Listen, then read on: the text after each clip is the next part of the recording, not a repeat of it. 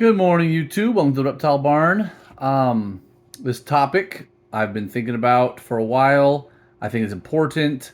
Um, and I just want to give my 2 cents because, not that I just want to hear myself talk, but I think that my opinion is actually a little different from the majority of reptile keepers. So I just wanted to get it out there. It might be controversial. I don't know. But there has been an uptick in call out culture or hobbyists saying we need to police ourselves, otherwise we're going to be policed by others, right? And they'll point to egregious just overregulation or laws that really should only apply locally that are being pushed onto everybody or whatever, right? As examples of this overregulation. So first thing I wanted to say was I don't necessarily fully agree with everyone bashing on literally all wildlife law that has ever passed, right? I'll give a random example. Florida, right? Here in the United States, our biggest problems with the reptile community or with reptile issues, running into wildlife issues are in Florida. All the worst stuff. Burmese pythons, veiled chameleons, tegus, and there's a huge list, right, of species that have managed to gain a foothold in Florida, just due to the climate, and probably also just the huge number of reptile keepers there, and they have problems, right? And these invasive species can cost millions and millions of dollars to manage. They're damaging wildlife that's native there. So there's just one example. Now, what everyone gets up in arms about is that the federal government steps in using things like the Lacey Act to try and just tamp down the reptile hobby in general. And it's really maddening because something like the Lacey Act, which they're trying to ban interstate travel of some of these species, it wouldn't even fix the problem in Florida, right? Because they're not outlawing them. They're just saying you can't move them between state lines. And Florida has such a huge population of people and reptile keepers that they would just continue, right, as their own little hobby. And it wouldn't fix the problem of invasives at all. That's a problem that Florida needs to fix. So up until here, I'm right with you guys. Everyone feels the same way about this. Who's a reptile hobbyist? Like, why in the world is this a federal issue? Why would you damage people in North Dakota, hobbyists, I mean, or business people with reptiles, because of something that's happening in Florida? And that thing that's really going to hurt the people in North Dakota, a small population state where it'd be very difficult to have a self-sustaining reptile hobby, is not even going to help your problem in Florida. My thing that I think maybe you don't all agree with me on, and maybe you do, is that Florida should put some regulations on. Why? Because there have been hobbyists in Florida with reptiles for decades and decades and decades, and they've done a crappy job. And they actually are devastating their ecosystem. The wild populations of actual native species, other industries. We don't have some sort of like sacred right to our industry's survival and growth at expense of all others. Agriculture, for example, can be damaged by invasive species, and it's a real issue. And I think that honestly, and this is the part where I feel like maybe I'll anger some people. Florida, the state, should just say, hey, no more Burmese pythons. No one can keep them. None of these like weird permits and stuff. A whole bunch of species, really, that could survive in Florida. And people are like, oh, the Burmese pythons, in this one year there was this hurricane in someone's facility, a bunch of, gravid females escaped. Fine. I don't believe you that they all trace back to that one place, because I know there's ding-dongs in this hobby who buy a cute little Burmese python baby and then it's big 2 years later and they let it go. This does not only happen in Florida, but I guarantee you it does happen in Florida. Do most of those survive? No. Do some of them? Probably. Given the proliferation of Burmese pythons there, almost absolutely yes. Some of those were just because hobbyists are irresponsible.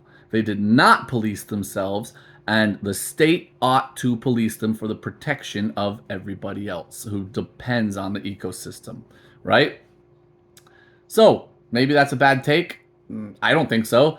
And honestly, there's a whole bunch of other species that I'm not going to go through right now that are in the same boat that could find a way to adapt to that subtropical climate of Florida.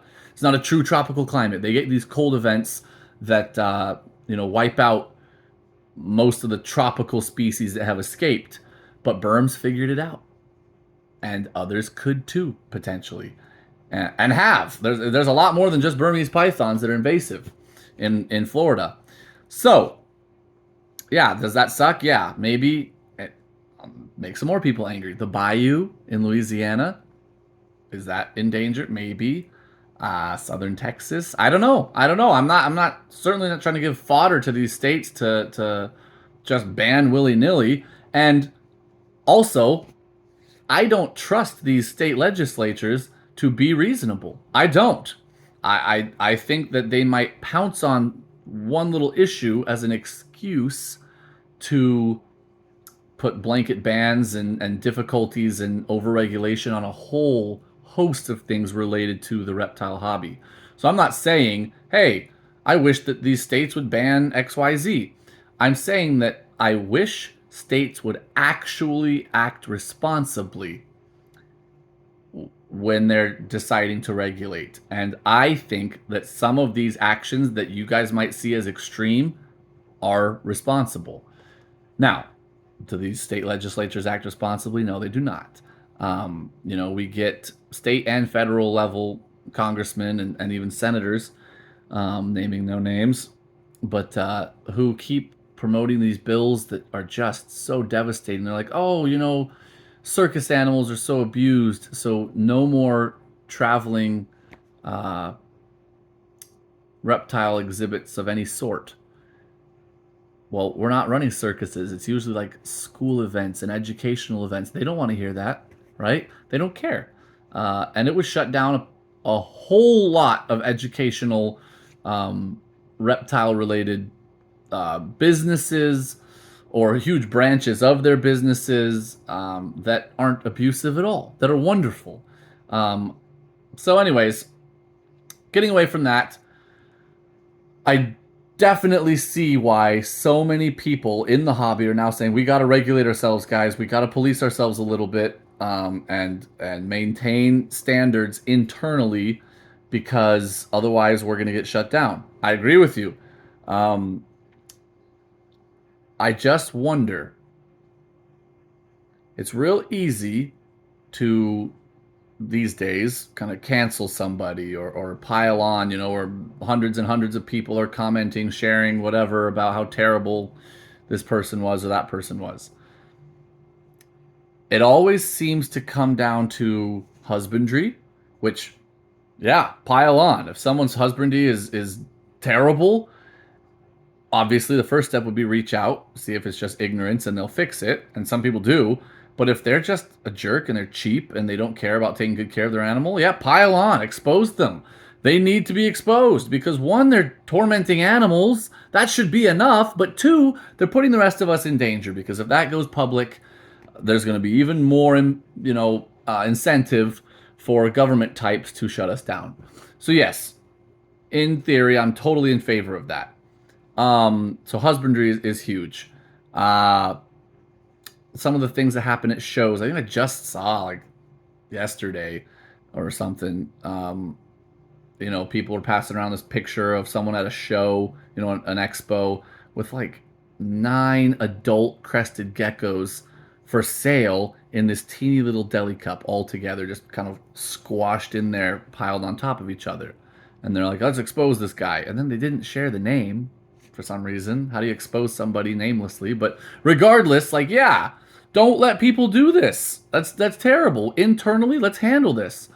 Um, so yeah, again, the beginning of this issue, I feel like I'm right with you all. I hope, anyways, that we're all pretty much in agreement. Like there's certain standards of husbandry that if are they're being just totally ignored, we should do something. Apply some social pressure, right?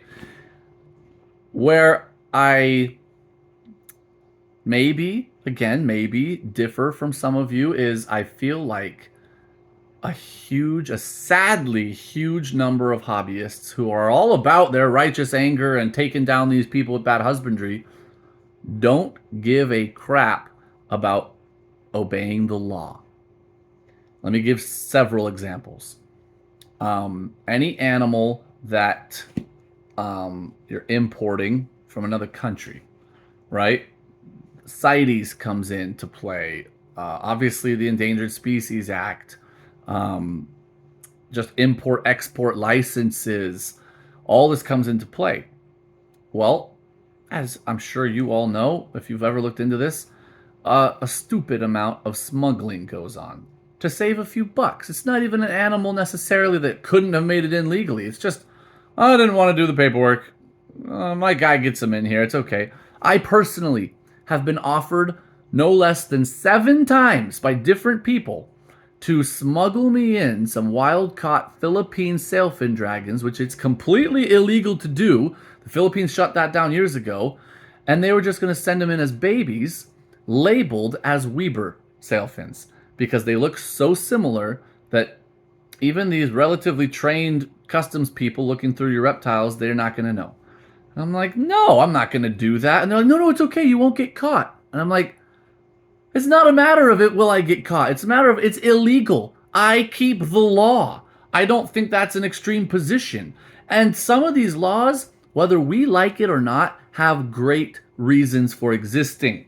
If there are species where they're wild population, and I'm not saying this is the case with the sailfins necessarily, but if there is a species and their wild population seems to be in decline and that country decides no more exports, good for them. It sucks for us hobbyists who really wanted that species and now we don't get our cheap imports anymore, but so what? Good for that country, I say. And shall I ever support this smuggling operation? Of course I will. I'll never do that. And you shouldn't either. That's illegal, right? And that should be enough. It's against the law. If you don't like a law and you live in a free country, then petition, talk to your local your state senator or congressman. Like there's these avenues that maybe they're difficult, maybe they're unlikely to work, but that is the avenues we have. Don't just circumvent the law. That's what I think. And it gets even worse because there are several, like more than 3 titans of our industry. Reptile hobbyists, just emperors. These guys are revered. You know, they go way back, some of them, and they built their business on smuggling and even poaching. That's despicable. And only once they became financially stable and even wealthy did they suddenly change their ways. Oh, I'm all about conservation, and they're talking about conservation and good animal husbandry and blah, blah, blah, blah, blah. It makes me sick. And hobbyists around the world idolize these people. Absolutely idolize them. And I'm not in the business of naming names on my YouTube channel and smearing people. I've never done that, ever. I don't think. I don't think that is my place necessarily, and that's not what YouTube is for, in my opinion. But come on, you know some of these people. I'll bet many of you who are really plugged into the reptile hobby, names popped in your head just for me saying that. You know who I'm talking about, some of you. And they're idolized. Now, maybe they did change their ways. I am not saying that people can't change and realize like, oh, that was shady. I shouldn't do that anymore. I'm gonna really push, conservation and good husbandry and be a good player in this hobby. That's great. And I genuinely do think some of them, it was real. But it's so convenient when it's only after you reap the financial rewards of your illegal activities that now you're all about, like, oh, I'm changed, I'm changed. I hope so. I hope so. I don't know. But the level of, again, just people idolizing them, and you can't say a word against them or you'll be just smeared. That's ridiculous. That is just, I find it ridiculous. Um, those of you who have actually made it 15 minutes into this video, um, I don't know what to say other than, like, if you're gonna call out people now because we're starting this, we're gonna really police our own industry internally thing. But then you're also like, your hero is, I'm not gonna say any names. Should that be a heroic figure? Just because maybe they introduced a bunch of new species into the hobby by smuggling them in and maybe poaching them illegally out of their country of origin. Man. Anyway, so that is my take. Uh, Again, 90% of this, I feel like I'm right in the mainstream with the hobbyists. Let's police ourselves. Let's call out people even by name if necessary, if they're currently doing bad stuff, especially if it's going to put the rest of us in danger. But just the fact that they're harming animals is a plenty good enough reason to call them out. I'm right with you. Certainly, if they're breaking the law, they're going to put us in danger, even if it's a silly law. And I agree with you guys, there are silly laws. Let me give you another example. This just popped in my head of potential just shadiness that we should not celebrate just to save a buck. There are species like my indigos, but there's tons. You can look on like Fish and Wildlife website, all these species that you need an interstate permit to buy them and get them. And I have been blessed with excellent people that I have worked with indigos. But I know there are some out there who will sell them as Texas indigos that look similar. Or they'll have a box full of corn snakes with a little indigo in the bottom, hoping that it won't be seen, and it isn't, and it slips through. Come on. Like, I don't respect that at all. And anyways, that is all. I hope that this wasn't too, like, aggressive or anything. But again, I try not to, like, call out any names. I really, this isn't me internally policing by exposing some specific person right now. That's not my purpose. But I feel like there's some hypocrisy going on right now. People that are really into the let's cancel everybody because they did one thing wrong thing, but then they themselves are perfectly happy to break the law as long as they don't get caught because they think it's a bad law. Well, I find you to be hypocritical. Or they think that these other people who were heroically smuggling in illegal species in their suitcases in the 70s and half of them were dying en route, that's a good thing? I don't know. I've heard people standing around like laughing about these stories that was just rampant back then. And I'm like, that's not funny. That's terrible. They were abusing those animals, first off. Having lizards literally like in your pockets and stuff. And second off, it was completely illegal. So I think I'm done. Got that off my chest. This went way longer than I expected it to. I hope that is okay with you guys. Obviously, most of you probably aren't watching anymore, but that is all right. Thank you guys so much for watching. Until next time, we are the Reptile Barn.